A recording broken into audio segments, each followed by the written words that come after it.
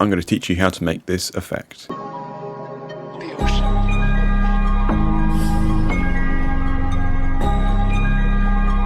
The first thing you need to do is make sure our quality is set to full. Then let's go to the rotoscope brush tool, double click our layer and start to mask out our subject.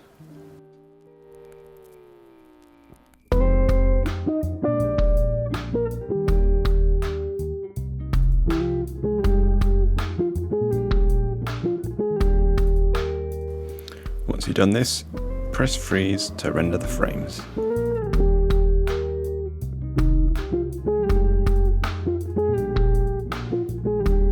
Once you've done this, you can close this layer, go back to your original composition, and we want to duplicate this clip twice. On your bottom layer, remove the rotoscope effect, go to your middle layer, go to Effects and Presets, and type in Turbulent Displace. Drag that onto the middle layer, and while you're there, type in Glow. Drag that also onto the middle layer. Right now we're just going to figure out the turbulent displace.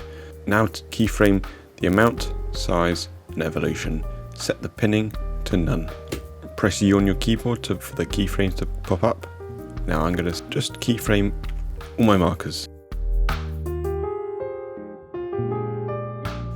Right, the first thing I'm going to do is set my size to 2 and my amount to 0. I'm going to go to my first keyframe, turn the amount around about 800 to 700.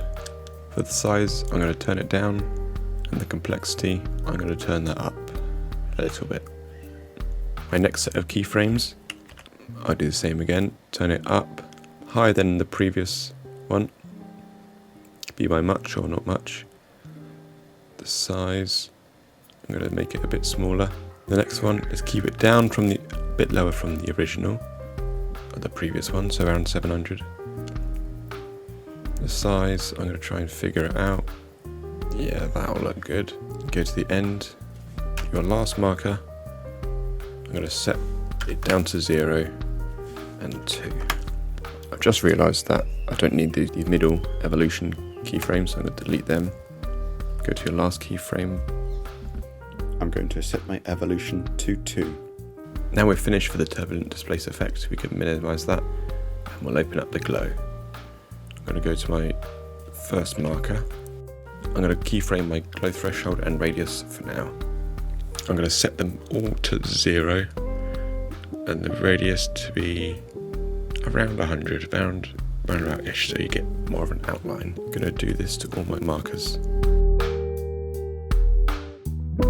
Right, I'm going to go to my second marker in my video. I'm going to press Shift and page up to go back 10 frames. I'm going to turn the threshold all the way to 100. Shift page down and page down again. I'm going to set this one to 100. This will make our glow effect pulse in time with the song. Do this for the rest of your markers.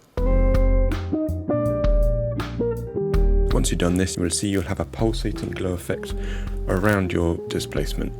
Next thing you can add is glow. So I'll set my glow colors to A and B, and I'll keyframe A and B colors at the bottom here. I'm going to press U on my keyboard again to get the keyframes. I'm going to change this to a red, a second one to a bit more lighter red. Do this for the rest of your markers.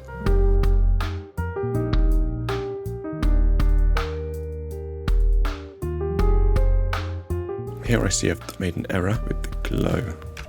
I'm going to go to my first keyframe here, set that one to 0.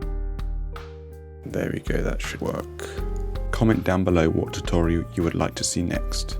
Make sure you like and subscribe to watch more videos. Peace out, y'all. Yippee!